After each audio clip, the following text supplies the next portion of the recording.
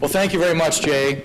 Thank you for your great leadership at the helm of National Association of Manufacturers. Thanks to all of you for what you do to make NAM such a leading organization in this country, standing up for the right types of principles, standing up for free enterprise and free markets and free trade, the things that are the backbone and the fabric of this country that have helped make it great.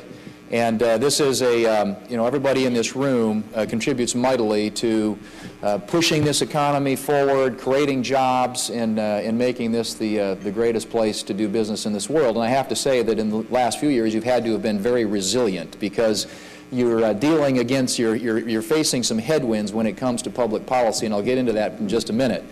But there's so many great success stories in this room.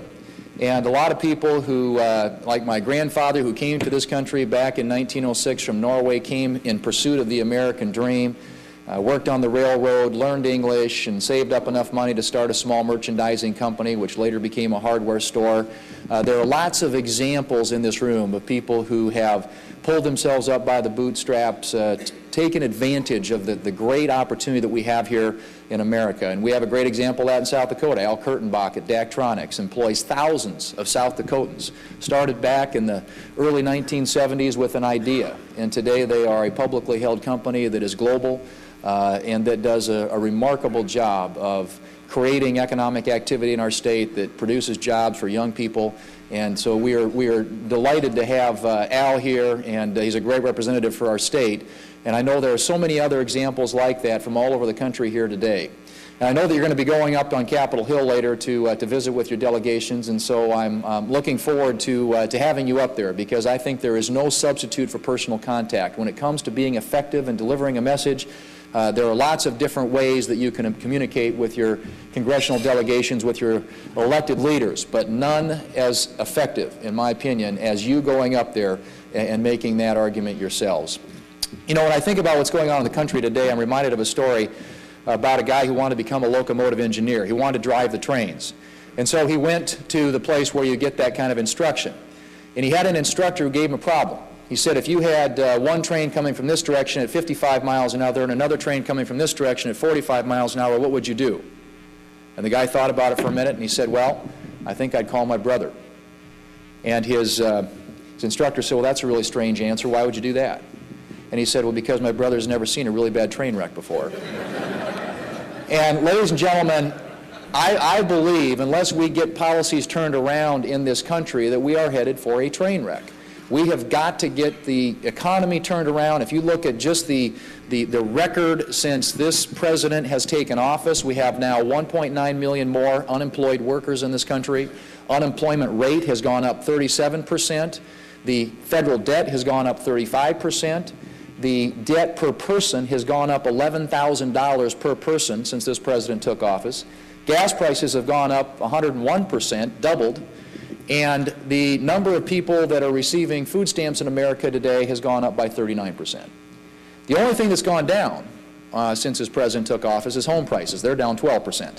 That's not a good thing, but that's the record, and that's what we are faced with in terms of the overall economic indicators right now.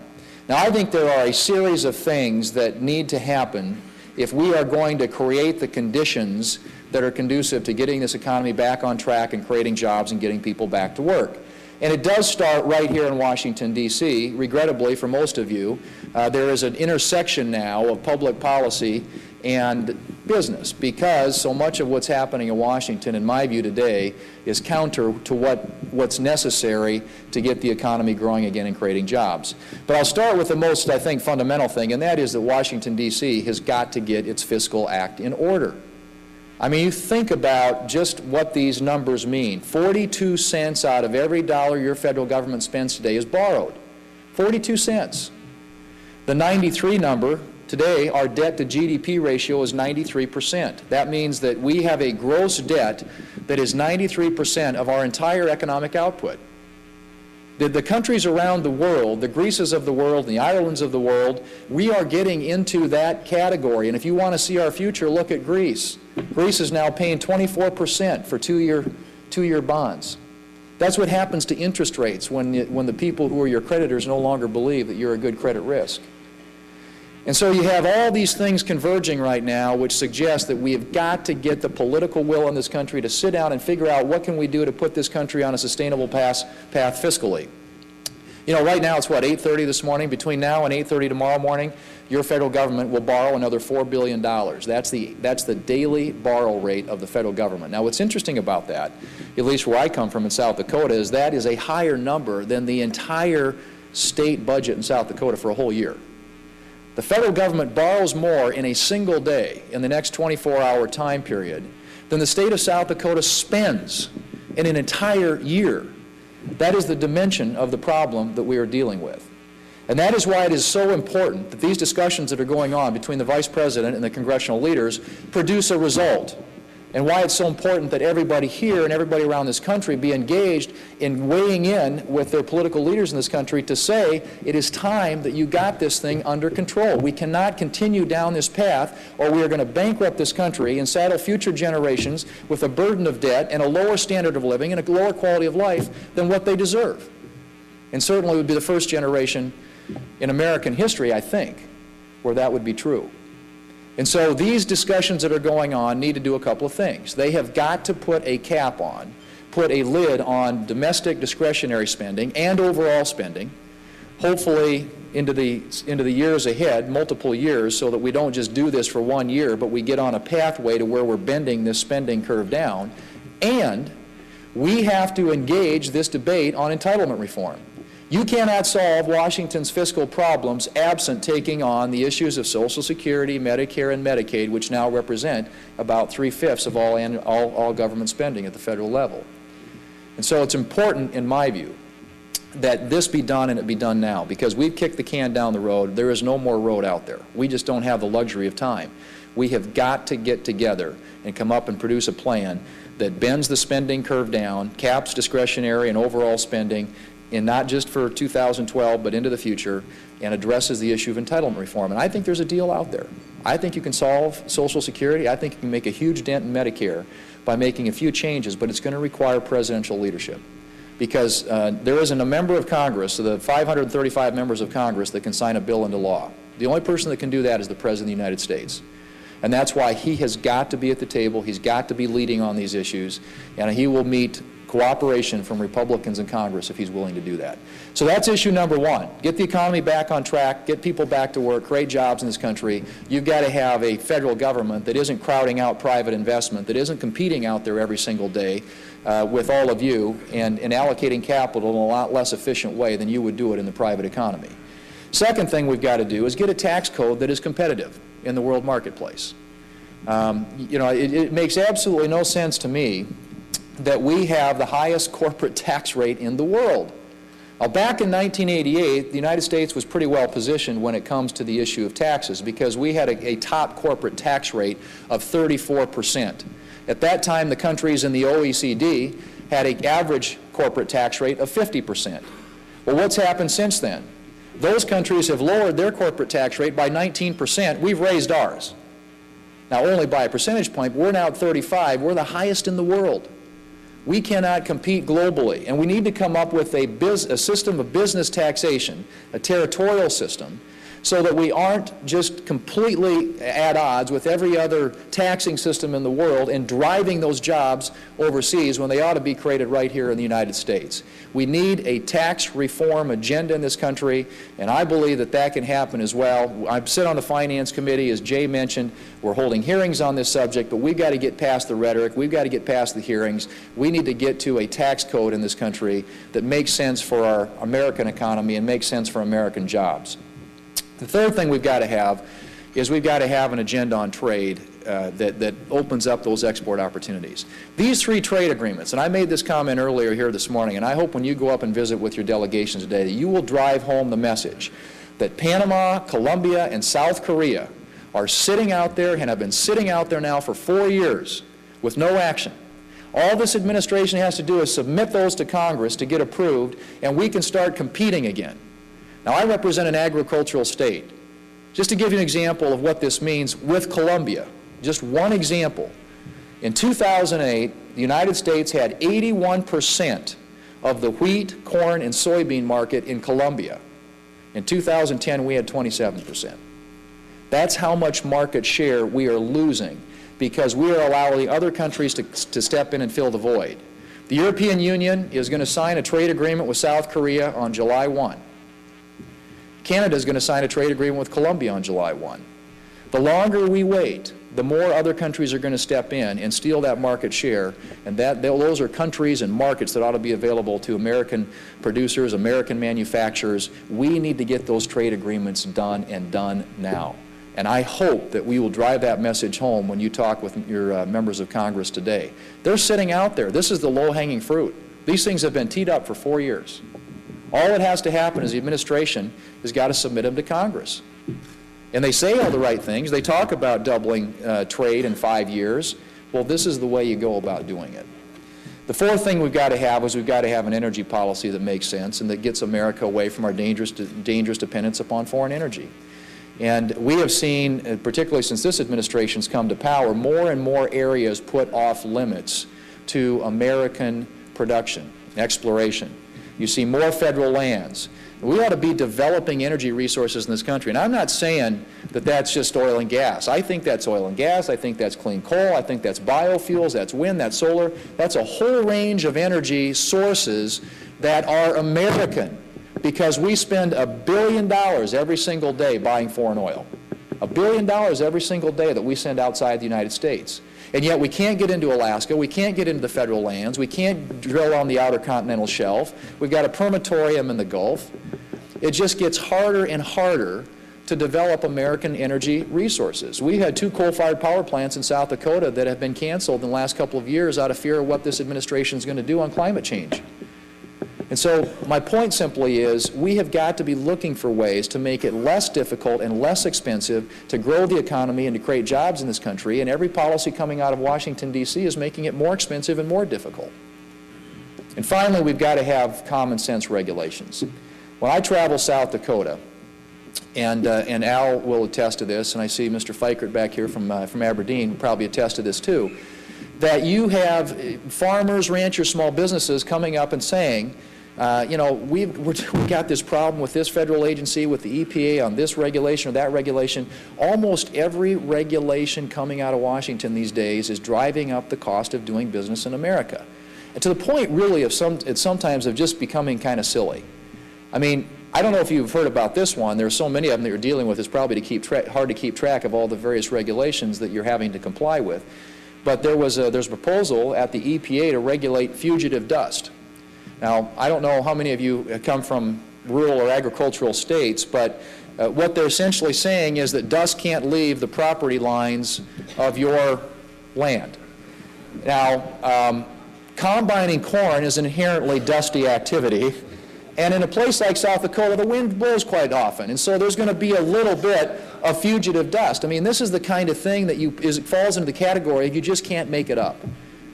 And that's why we have got to have some common sense and allow science and to guide our decision making rather than having these people who have ideological agendas putting out regulations that make it more difficult for American business to compete. And so I think that's if we're talking about jobs, those are 5 things right there that I think have to be done if we're going to create the conditions in this country that are conducive to economic development, to economic growth, and to job creation.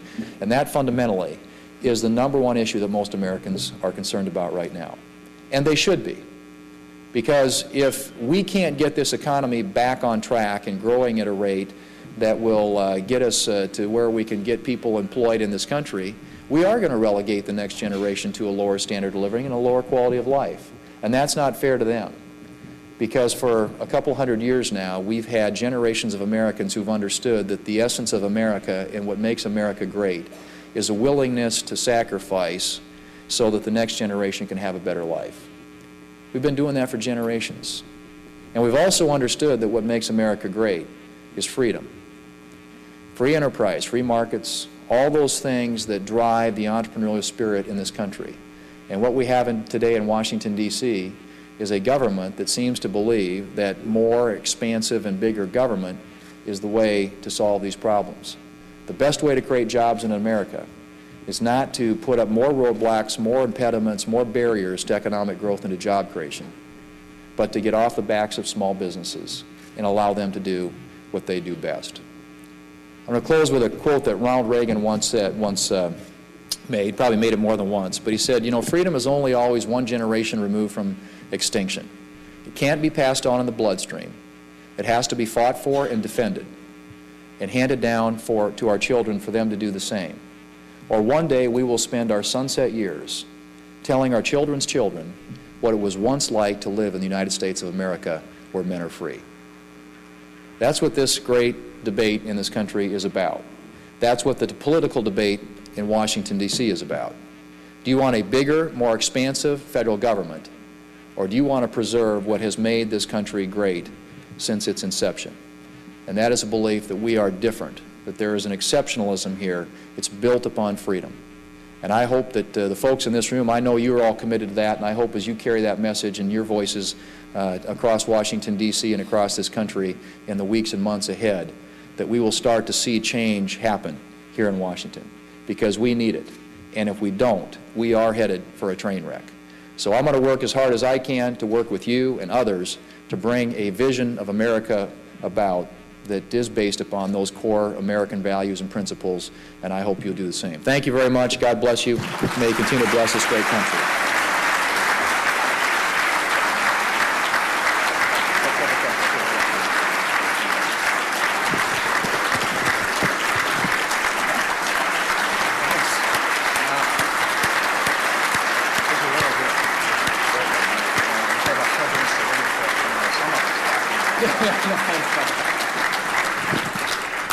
The Senator is on a tight schedule, but he's graciously agreed to answer a couple of questions. So we'll take two. Let's see where the first hand is. Yes, sir. Senator, some members of the administration have stood before this. There's a mic right behind you. Some members of the administration have stood before this group in the past and said that energy independence, or their plan for it, is a reliance on green energy, i.e. windmills and solar panels. Where do you see that going? Well, you know, I mean, I'm an advocate of wind. We have lots of wind in South Dakota, but it doesn't blow all the time. You know, you've got to have base load, you've got to have all forms of energy, and you've got to, you know, develop the energy resources that you have an abundance of in this country. And we have tremendous coal resources, and with the technologies available today, clean coal technologies, you can continue to use that resource. We have oil and gas resources available to us that we can't get at in certain areas of the country because they've been put off limits. So I'm not suggesting for a minute that we pick or choose this particular energy source or that energy source. All I'm simply saying is let's develop American energy. Let's don't make it harder, let's make it easier. Why do we have to have regulations and laws in place that put more and more American energy sources off limits to exploration and production in this country? And that's what's happened. I know the administration talks about that agenda, and frankly, I'm certainly supportive of doing everything we can to continue to develop energy sources that are cleaner. But right now, we send $1 billion a day to foreign countries, in many cases to countries whose agendas are very hostile to ours. And so it's high time, in my view, that, and I know that the administration has a particular view on this, but that's where I think the American people come into play. They have got to get out there, and you know, when you're starting to pay $3.50 or $4 a gallon for gasoline, it gets people's attention. And I hope that they will become engaged in a way that they never have been before. But it's got to be an all of the above strategy and approach, in my view, to energy production in this country. And if we do that, we will get less and less dependent upon foreign energy. The problem is we haven't been taking the steps that are necessary to do that, and we haven't for the last 30 or 40 years. I mean, I was a kid back in the 1970s when we had all these gas wars. And everybody said then, we got to get energy independent. You know, we need to develop American energy. And every time we have a vote in Congress, it gets voted down because some of these sort of extreme radical environmental interests have so much clout, so much influence, so much power here in Washington. We've got to change that, and it's going to take the American people to do that.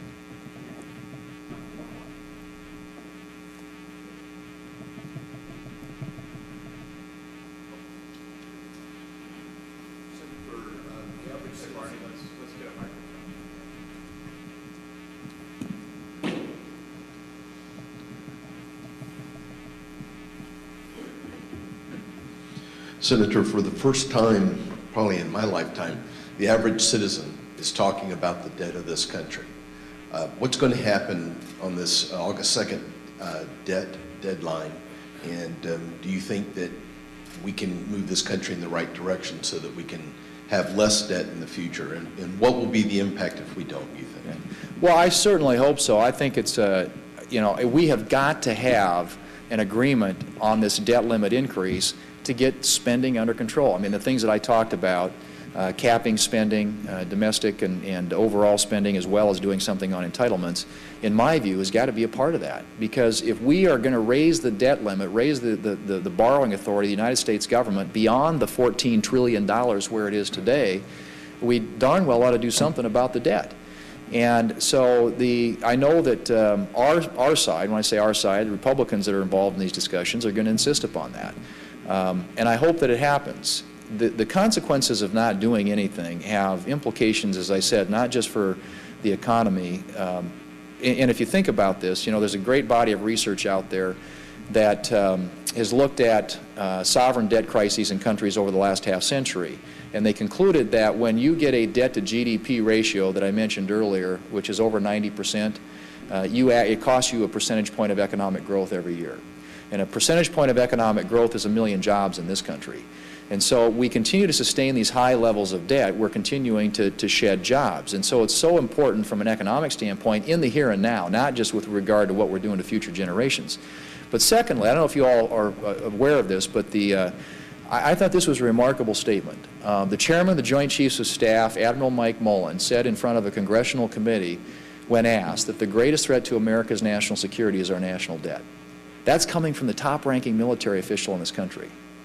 If you think about the threats that we face abroad, that he would identify that says to me that this is not an economic issue, not just an economic issue, this has national security implications. Part of it is, in 1970, only 5% of our debt was financed by foreigners. In 1990, 20% of our debt was financed by foreigners. Today, almost 50% of our debt is financed by foreigners. There are countries that have enormous leverage on us. The results of inaction are just disastrous, in my opinion. I can't say enough, and I think you're right when you point out the American people are talking about it, because I think they see the train wreck coming, and they want to avoid it. And we have got to be able to double down and get the political will and courage to make the hard decisions that are necessary to start getting spending under control.